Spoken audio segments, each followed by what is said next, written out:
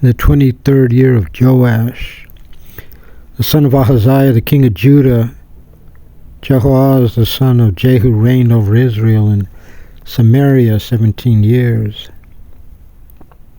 He did what was evil in the eyes of the Lord, and he followed the sins of Jeroboam, the son of Nebat, which he caused Israel to sin. He did not turn away from it. The Lord became angry with Israel, and he delivered them into the hand of Hazael, the king of Aram, and into the hand of Ben-Hadad, the son of Hazael, all the days. Jehoahaz prayed before the Lord, and the Lord hearkened to his prayer. For he saw Israel's oppression, for the king of Aram oppressed them. The Lord gave Israel a savior, and they went free from under Aram's hands, and the children of Israel dwelt in their dwelling places, as yesterday and the day before. However, they did not turn away from the sins of the house of Jeroboam, which he made Israel sin. They persisted in them. And also the Asherah stood in Samaria, for he had not left to Jehoahaz but 50 riders and 10 chariots, for the king of Aram had destroyed them and had made them like dust to trample.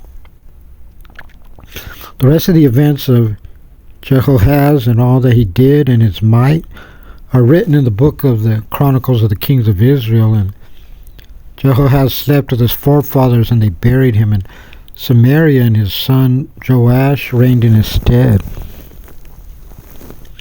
The 37th year of Joash, the king of Judah, Jehoash, the son of Jehoahaz, reigned over Israel in Samaria 16 years, and he did what was evil in the eyes of the Lord. He did not turn away from all the sins of Jeroboam, the son of Nebat, which he had made Israel sin. He persisted in it. The rest of the events of Joash and all that he did and his mighty deeds, how he fought with Amaziah, the king of Judah, are written in the book of Chronicles of the Kings of Israel. Joash slept with his forefathers, and Jeroboam sat on his throne, and Joash was buried in Samaria with the kings of Israel. Now Elisha became ill with the illness he was to die of. Joash, the king of Israel, went down to him and wept on his face and said, my master, Israel's chariots and riders. And Elisha said to him, fetch a bow and arrows. And he fetched him a bow and arrows. And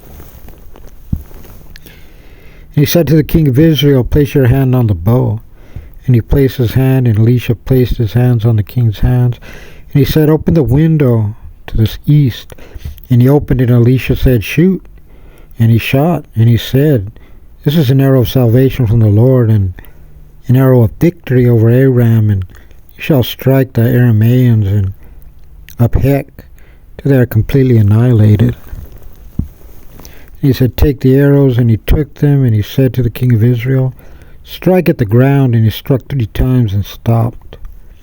The man of God was incensed against him, and he said, you should have struck 5 or 6 times, and you would strike the Arameans until you would annihilate them completely.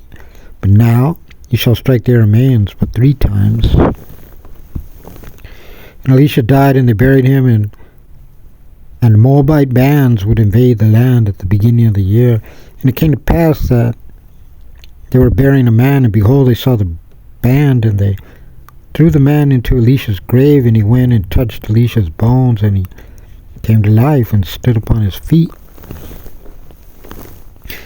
Now Hazael, the king of Aram, oppressed Israel all the days of Jehoahaz, and the king was gracious and merciful to them, and he turned to them for the sake of his covenant with Abraham, Isaac, and Jacob, and he did not want to destroy them, and he did not cast them off from his presence until now.